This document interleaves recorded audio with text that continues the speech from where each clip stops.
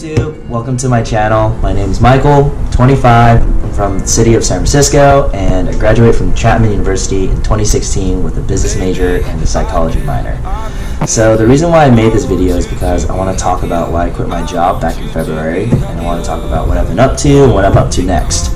I also want to get a little bit personal and share about things I've learned along the way and things I've struggled with. And since I'm unemployed now and I have a GoPro, I think it'd be good to practice before I actually go on my big trip and do more of these. So here we go. So after graduation, I took a job up in Northern California at this company called Adobe, and I worked there for a little over 2.5 years.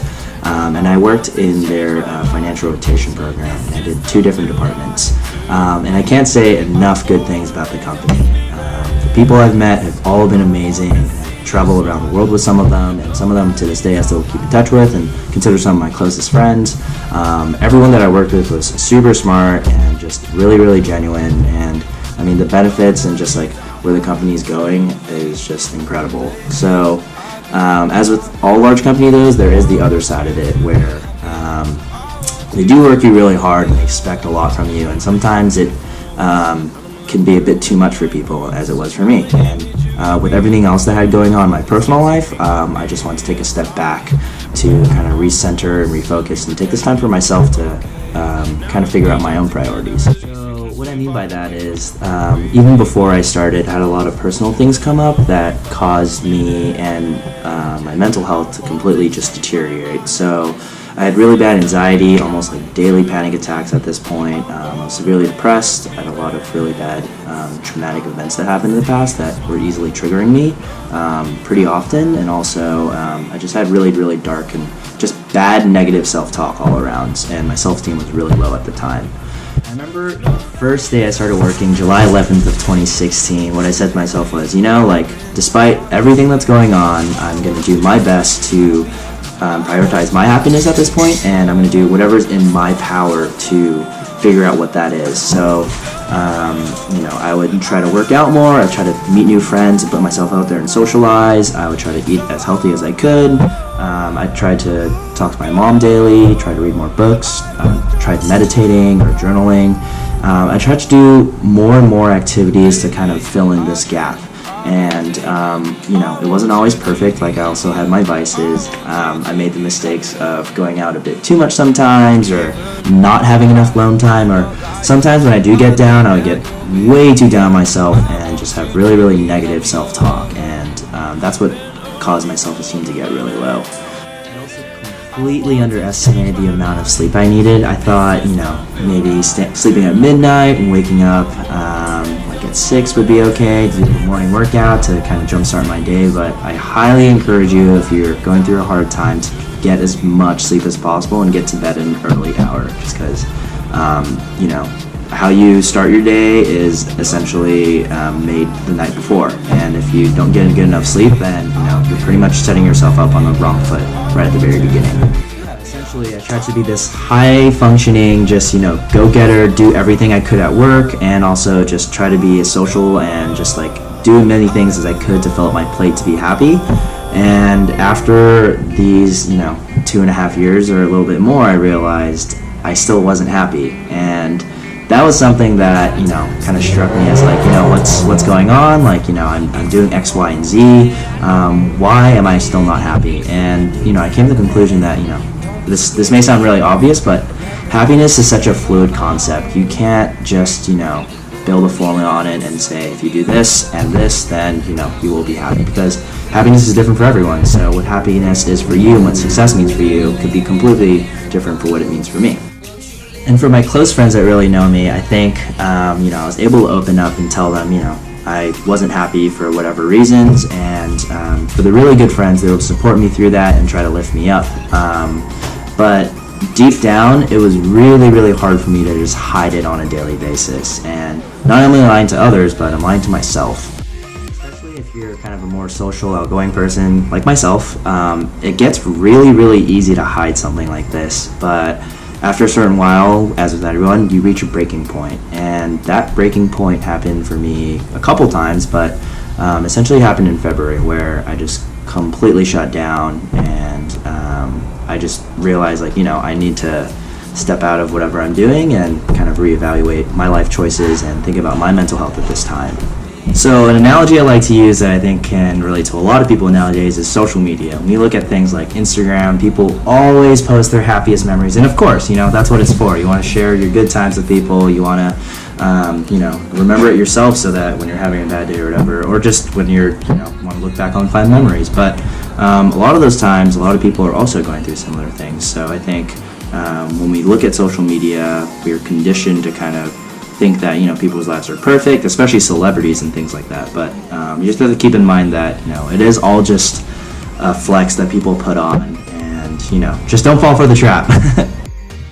So my last day of my job was in mid-February, and the rest of February I spent just kind of decompressing and kind of being a couch potato essentially, because I thought that's exactly what I needed. And I'm glad I did that, because I really did need that time to just kind of do nothing. But right when March hit, I made a to-do list for myself, and I tried to get back on track. So I had to move out of my place in San Jose, move back in with my parents. So that was a whole process, and finding a tenant itself was just an enormous process. And I have plans to study for the MBA, and I'll talk about this next in the later part of the video. But I have a big trip coming up that I'm planning. And so there was a lot of planning and things and research that I had to do. So essentially that's what a lot of March was about. And I still tried to make time to kind of see friends and stuff, because I'm unemployed and have a little bit more time on my hands. But in April, right when April hit, my mom noticed that I was kind of in this flux still, and I wasn't moved out of my place yet. But she told me to just come back home and kind of reset and have a routine and stuff. My mom's nails when it comes to this kind of stuff. So moved back home a lot earlier than I expected, and luckily I found a tenant at this time, so the transition worked out really smoothly. So I was full-time living at home and just had time to research for my trip and kind of study and just reprioritize my mental health. The second half of April, I pretty much drop off the face of the planet, and I scared a ton of my really close friends, so I apologize for that. But I'm completely okay. But I really just needed to take some time for myself to recenter and refocus again. And I think what I realize now is that a lot of my happiness is external. So it comes from doing different things, it comes from seeing different people, it comes from being around certain people. And later on down the road, when I am by myself a lot more, I don't want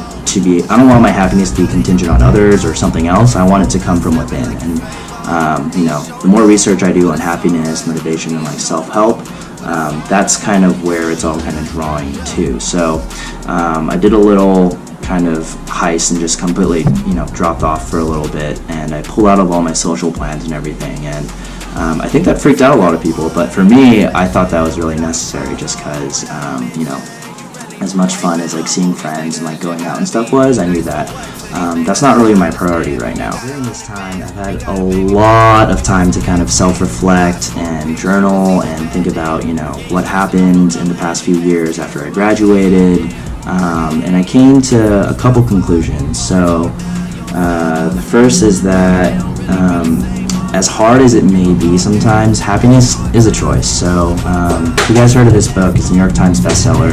It's called The Subtle Art of How Not to Give a Fuck. I read it in 2018, and I think a lot of the points didn't really sink in, but now all of a sudden, in these past 3 weeks, everything just kind of clicked.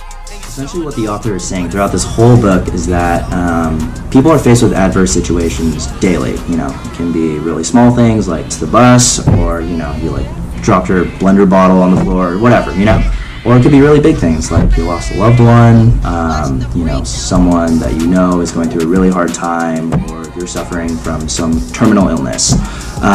But no matter what the situation is, you always have a choice of how you react to it. Something I try to keep in mind every day is that nothing lasts forever. So, when good things happen, I'm really grateful for them, because, you live in the moment and you just try to be gracious of what you have. And that's a really good way of looking at it that I found. And when bad things happen, you have to realize that, it will pass. It might take a day, it might take a month, it might take a year, it might take 10 years, but eventually the pain will pass. So you always just have to keep in mind of how to be present. One quote from Confucius that I really like thinking back on too is that if you live in the past, you'll be depressed. If you live in the future, you'll be anxious. But if you live in the present, you'll be at peace.